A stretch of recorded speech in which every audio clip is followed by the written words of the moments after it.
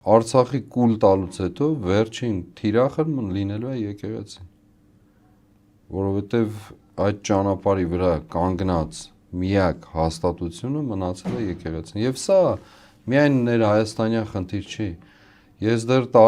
մի քանի տարի առաջ մի հոդված եմ գրել, կոչվում է համահարթեցումը եւ մենք, եւ թե այս ամբողջ աշխարհում տեղի ունեցող ալիքների դիմաց ինչ հաստատությունը, համայնական հաստատություններն են կանգնած, դա եկեղեցին է, ընտանիքն է, կամ կրոնական միավորն է տվյալ երկրի եւ ընտանիքը, որպես համայնք, եւ բայց ես հակված չեմ մտածել, որ այս մարդիկ կամ այս մարդը այդպես մեծ գաղափարական տիրույթում է գործում, որպես գաղափարաբանություն է բանեցնում, չէ, նա ձախողել է, սխալվել է, հիմա փորձում է այդ սխալն ու ձախողումը խորացնել, մեղադրելով բոլորին եւ նաեւ այդ ձախողման սխալի հետևանքով լինելով կամակատար այս կամ այն ուժերի, այս պարագային թուրք-ադրբեջանական այդ ամբողջ տանդեմի, նաեւ իրականացնել նրանց կողմից թելադրված, հրահանգված